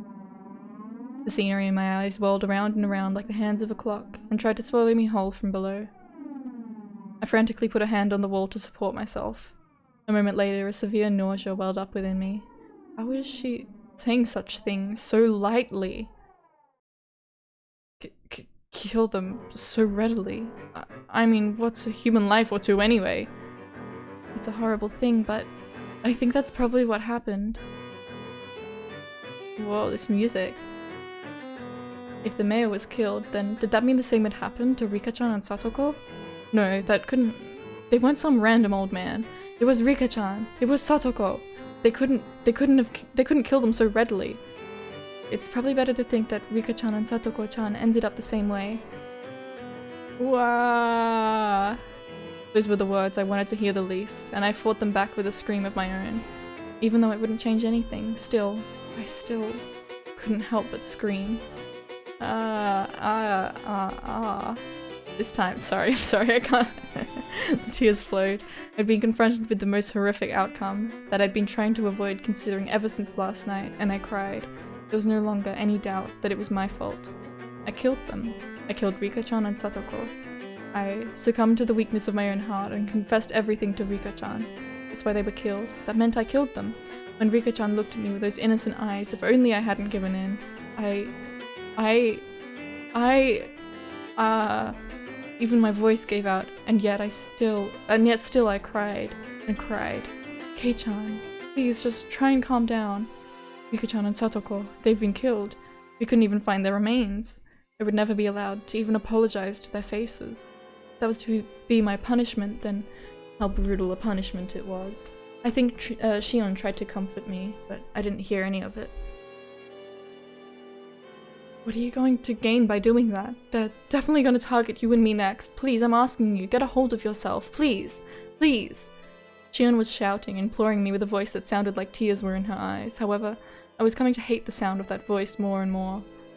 This Shion killed them. I had no doubts that this person killed them. Why? Why? Why? Why kidnap someone and then kill them? Screw curses. Are people's lives really that cheap? Raising them and killing them without a second thought like this? You're right. You're absolutely right. It would take a demon. I felt like crushing the receiver in my hand. How long did this person plan on acting like it was someone else's problem? There was magma in the pit of my stomach, and it felt like it was going to erupt at any moment. Hey Shion, please tell me, why did Hinamizawa start needing someone to die on the night of Watanagashi? That's what I'd like to know. The fighting over the dam project is already over and done with. Haven't enough people been cursed already? Why is it? Why? If there's a reason, then say it now. I was incoherent at this point. My emotions had broken through the dam inside of me, rushing forth, and I couldn't stop them. These were not simple questions, this was an interrogation. Shion herself hadn't realized it yet. It was just too funny. It was so funny that I couldn't stop crying. I understand how you feel, Kei-chan, I really do. The dam wars ended a long time ago, yet murders and disappearances keep happening every year under the guise of Oyashiro-sama's curse. Why? Why is it happening? Some of them had nothing to do with this, and some of them didn't deserve to be cursed, so why? Yeah, this is so good. It's so good. Because, like, this could be Shion, but it could be someone else. Most insightful commentary. So true, so true. Why? That's what I'm asking you. I want to know that as much as anyone. Ha ha. Both our ragged breaths could be heard over the phone. Listen, Oyashiro-sama's curse never existed. It's too unrealistic. Just like you said, someone in the village is using the grand name of Oyashiro-sama's curse as a justification for continuing these murders and disappearances every Watanagashi. They were cunning. They've been using the curse as a convenient tool and made a system where they would get rid of 2 enemies in the village every year. And this year that system killed Takono-san and Tomitake-san. Then why wasn't that enough? Why did the mayor and Rika-chan and Satoko have to get killed too? I don't give a shit about the past. The only thing I care about is why Rika-chan and Satoko needed to be killed. Why is that? I didn't say a word to Satoko, you know. Why even her? Why? A silence fell between us. Shion didn't answer for a while. Kei-chan, please. Stop being mean. A sob. Was Shion crying? I don't have any idea what's going on either. Everything changed when we went into the ritual storehouse that night. Lost Boy Key, what's up? It was the same for me. As I listened to Shion's bitter weeping, I could feel my agitation subsiding. When I heard that Takuno-san and Tomitake-san had been killed that night, I doubted my ears. Then I realized it instantly. I realized what sort of a position I was in now. Slept all day, let's fucking go. Oh, straight through work? Okay, maybe let's not fucking go. I think I've done that once. It was quite embarrassing. I had to explain the next day, like, yeah, I slept through, I forgot. The 4 of us snuck in there. Kei-chan, you and I won't be so conveniently forgiven. When I thought about that, it made my chest so tight. It was so terrifying. You know that feeling, Kei-chan, don't you? There's nothing fake about her words. She'd even understood how I felt. 18 times in the past 2 years. I mean, it's bound to happen sometimes, right? That's why I confessed everything to old man Kimiyoshi. All of us entered the forbidden storehouse. It was just a little bit of fun. We knew we shouldn't have done it, but it really had just been for fun. It was only a bit of exploration, that was all. Takuno-san and Tomitake-san, who went in with us, were killed shortly afterward. They met such miserable ends. Since that day, I've been living in fear of when I would be attacked. There was nobody except old man Kimiyoshi who would help me, so I asked him to save me. Old man Kimiyoshi, he wasn't mad. He smiled and said, "You're really sorry, Shion-chan, then you'd never be demoned away." He really did smile at me. Told me to leave it to him. Shion cried bitterly, recalling the beloved mayor's death. It was such a sad voice, that none who heard it could prevent it from twisting their hearts. Again, did I let my emotions take over and go off at her? Shion was in the same situation as me. She should have been my one and only comrade. Thump. My heart pounded. My other self, deep within my mind, whispered to me, "Don't forget, Keiichi Mayabara. Don't forget about the mayor on the warning after Watanagashi." On the morning after Watanagashi. He was told of Takuno-san and Tomitake-san's deaths over the phone and committed to a meeting that evening. He went to a hospital appointment. He didn't tell his family. He'd only made it back just in time for the meeting. He went straight to the assembly hall. That's what OOISHI-san said. You know, maybe OOISHI-san is just full of absolute shit. Maybe he's lying about Shion being missing. He could do that to turn us against each other. Or maybe the mayor told Shion, hey, go, like, stay somewhere else, don't tell anyone where you are. Maybe that was his way of saving her. When did you let the mayor know? Huh? I'm sorry, Shion. It must seem like I'm kicking you while you're down, but... Shion, you told him, right? You told old man Kimiyoshi. The mayor? Yes. When did you let him know? I'd begun to get scared of saying it out aloud after hearing her sad voice. I wasn't saying it was contradictory though. Besides, if there was a contradiction, then I wanted Shion to explain it to me. Did you know that the mayor had a severe case of hemorrhoids and had gone to the hospital for treatment? Kei-chan? What does that have to— Please answer me. If you didn't know, then just say so. There was a momentary silence. Then, after stammering a few times, she replied, I knew that he had hemorrhoids. It looked like sitting down was really hard for him. He was going to the hospital. You know which hospital, right? I'm sorry, I don't know that much, but... Kei-chan, what does that have to do with— Shion didn't know what hospital the mayor went to. That meant it was impossible for her to have gone all the way to the hospital to confess everything. And she didn't know his destination, and she obviously couldn't have seen him on the train either. Did she... Was it that she didn't show up at work that day? I don't remember if she did or not. I think it was like she went missing between the time that we saw her at the library and she was meant to go to work. So it wouldn't have been like they met up at Angel Mort. And she couldn't have called him unless he called her.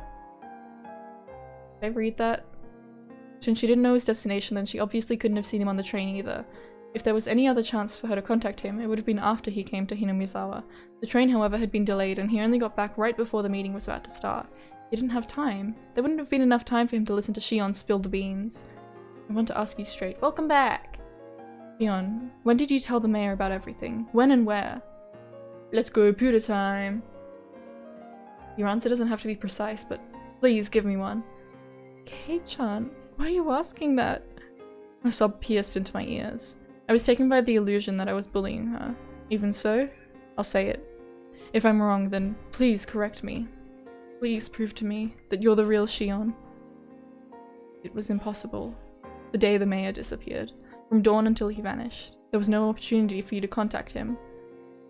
But that's...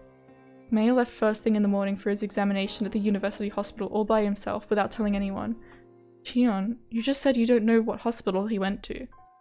So you couldn't have contacted the mayor until he got back. Isn't that right? His train back was delayed by an accident, and he didn't return to his house until the meeting was about to start. So there was no time for you to have told him before the meeting started either. I heard Shion repeating her weak sobs. That sort of feminine voice automatically ripped into my heart. It was so painful for me to say it. Shion, did you go to the meeting too? Did you attend it and tell him there? If you didn't, then there wouldn't have been any time left. The mayor disappeared on his way home. Shion went to the meeting, didn't she? Did she or didn't she? The question was so simple to answer, but she didn't give me an immediate response. I need to piss. I'll be back in a moment.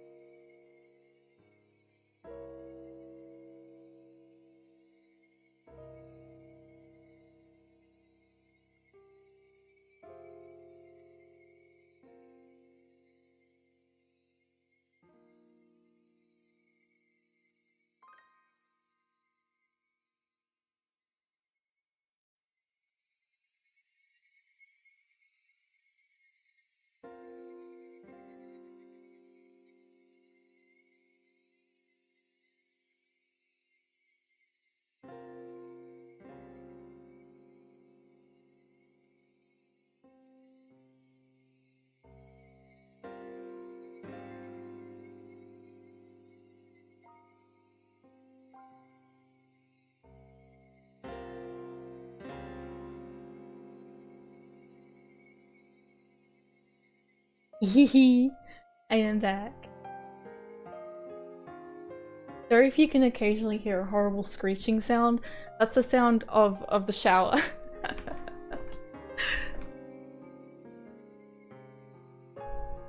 Alright. The question was so simple to answer, but she didn't give me an immediate response. Okay, what was the... Okay. Did you go to the meeting?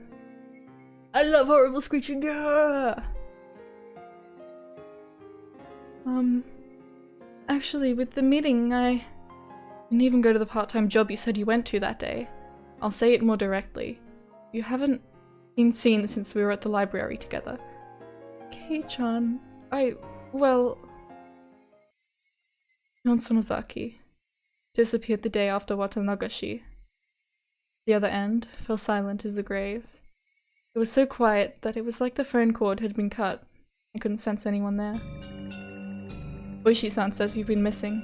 Despite that, you've been calling me every night like this, haven't you? Shower is like the hell toilet from Dorohedoro, where it is a link to hell and the water is the screams of the damned? Yeah, no, that's true, actually. That is what it is.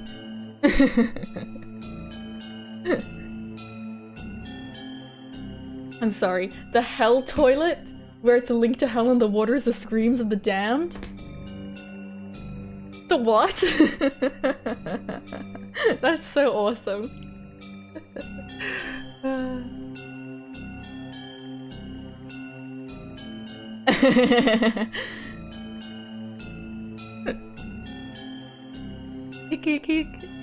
Shion's sobs were torturing me. Still, I'm pretty sure I haven't said anything wrong. Please, Shion. If something I said was wrong, please say so. Shion, I'm begging you. Hick, hick, hick. Shion, there's no way you could have seen the mayor, but if you did see him, if Shion ever did have the chance to meet with the mayor on that day, then that meant then you saw him after the meeting. In other words, it could have only been right before he disappeared, or else afterward.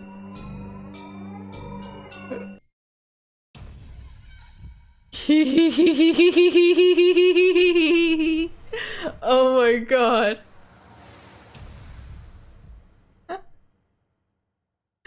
Holy moly.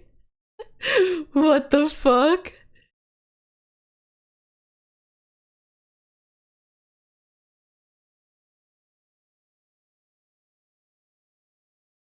Beep, beep, with the dial tone.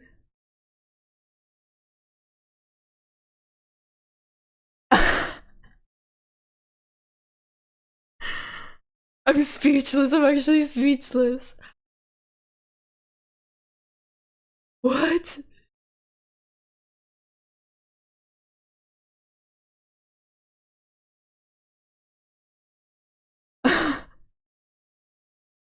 Oh, like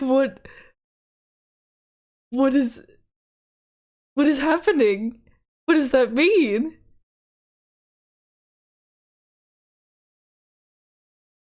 I actually just don't even know how to react.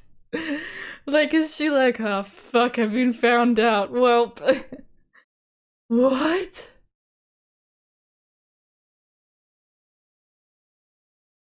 I'm stunned. It means hoo hee. What the fuck? Oh my god. I stood there dazed for a while until I realized she'd hung up on me. Oh my god. I completely forgot about that. Holy shit. What the fuck? Oh. Shion, what the hell? Oh my god. Okay, to the scrapbook bit. The problem with twins. What's the deal with twins? Oh my god. Oh, okay. Whew. This is not limited to just Hinamizawa, but in Onigafuchi village especially, the three families detested giving birth to twins as successor. The long-term dictatorship built on the precarious balance of the three families must have feared collapsing under the weight of internal strife from things like family quarrels. According to the literature, if twins were born, they had to be culled. With that, the very fact that both the Sonozaki family successor, Mion Sonozaki, and her twin, Shion, are alive is in itself deeply interesting. Perhaps the current leader, Oryo, is sympathetic? Of course, the twins were not cared for equally, and as the heir, Mion received special treatment. From what I've heard, despite the two of them looking exactly the same on the outside, the talent lies solely with Mion. My own observations of the two of them don't leave me with that impression. Tradition dictates that the leader of the Sonozaki family is said to inherit a demon, and they tattoo a magnificent one onto his or her back. In accordance with tradition, there is an extremely high possibility that Mion has such a tattoo on her back. From what I've heard, there is apparently a magnificent demon tattooed on Oiro's back as well. Then I wonder what sort of tattoo belongs to the heir, Mion. That word is hard to say. I really want to see her back. That's like probably the only way that we can tell them apart. As long as, you know, Mion actually does have a tattoo on her back and Shion doesn't. That's like if we found their body and it has a tattoo or not. You need to start wearing spaghetti straps. Yeah, show that thing off. That sounds awesome. My god. At the Suzu Mahjong parlor. Gonna be Oishi, it's gonna be the cops. Reserved for the day, Suzu Mahjong parlor. Clatter clack. Hey, Kura-chan, you're the last one here. All the youngsters are here already. Nah ha ha. Excuse me, miss. Oishi handed over a convenience store bag with a carton of cigarettes in it to the old lady who owned the Mahjong parlor, and she shrewdly made herself scarce. She was used to this by now. Oishi-san, good work today. What, were you earnestly waiting for me? You could have just done 3-player. Everyone sitting at the mahjong tables in the small parlor were Oishi's subordinates, but there were no tiles laid out anywhere. Everyone, I'd like to thank you for your days of investigation without sleep. Thank you! Energetic responses filled the parlor. Already, it had lost the atmosphere of a place of entertainment. The situation is not looking good. The chief appears to have backed down due to Congressman Sonozaki's threats. In the coming days, we'll hand off Takano's murder to the Gifu police, and give the missing persons case of the disappearance of the mayor to the others, and the others to the community division. That damn upstart chief. The veterans in the room cursed him. All of our requests for warrants were turned down as well. I've even been told by our section chief not to go anywhere near the Sonozaki house. We're certainly in a bind, that we are. Incidentally, it looks like I'll be getting orders soon to go to training at the Metropolitan Police Department starting next week. After that, I've even been told to take a paid vacation in Izu. Well, I suppose that ain't bad. He heard a few dry laughs. Wasn't anything to laugh about, but that was all they could do. This always happens, but incidents are a lot like locking your keys in the car. The keys you need to unlock the door are always locked inside. Because you call the repairman and they'll pry open your door. For incidents, Kuma-chan, show the map. Kumagai flipped over the whiteboard. On the back was a map of the Sonozaki premises made with magnets. Now, I've been doing this job for a long time. I've got a lot of faith in my gut, but this could be the one time it was wrong, no? Anyone worried about their retirement money has until the count of 10 to get out of here. Oishi began to count to 10, and everyone counted along with him. It was their famous 10-count resolution. 9, 10.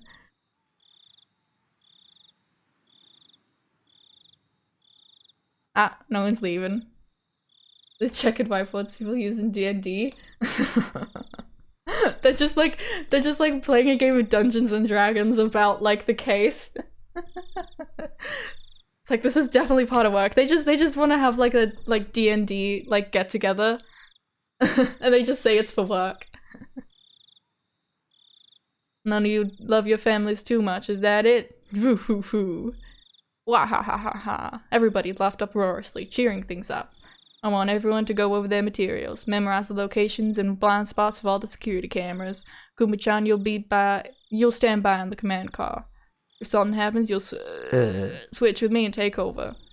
Komiyama-kun will head up Infiltration Team A. Atsushi-kun will lead Team B. Observation teams will set up at points 1 through 8. So they're gonna break into the Sonozaki house? Is that what's happening? Bonchi-kun, you're responsible for keeping a strict timetable. Control your rotation so HQ doesn't get wise. Now, the team on standby has the most important job, alright? If the section chief asks where I am, play dumb. Wah ha ha ha ha ha. I'll handle escorting our guest. You can be sure I'll bring him to the venue, so wait patiently, everyone. A guest is that audio? Wonder if he'll cave. Keiichi Maebara, that is. Fuck you, Oishi. I hate you, Oishi. Leave me alone, Oishi. I hate you so much, Oishi. From what I've seen, we're set for tomorrow, the day after in that regard. It'll be easy. Foo foo foo. Oh, this shady freaking guy. Man, I love this so much. It's so good, it's so good, it's so good. Okay. Okay. That's gonna be it for today. No stream tomorrow. On Tuesday, however, I will be streaming. I'm thinking I might stream later than usual. Just so that, you know, who can say? Yeah, and that'll be a fun one. It won't be Higurashi. Yeah, thank you very, very much for coming. Yay! Higurashi. It's getting so good. I can't, like, oh my god, that phone call. Like, what's going on there? Man. Yeah, the slow build up, like it's so slow, like the slice of life stuff. Even like the uncomfortable perverted jokes and shit. Like it lulls you into a sense of false security. It's like, oh man, this is what's happening now, huh? And then it pulls out stuff like this, you know? And it's so good, it's so good, it's so good. Man. Alright, well. Let me save again quick. Just in case, you can say. I shall see you all in the next stream on Tuesday. Look forward to it. It will be fun, probably.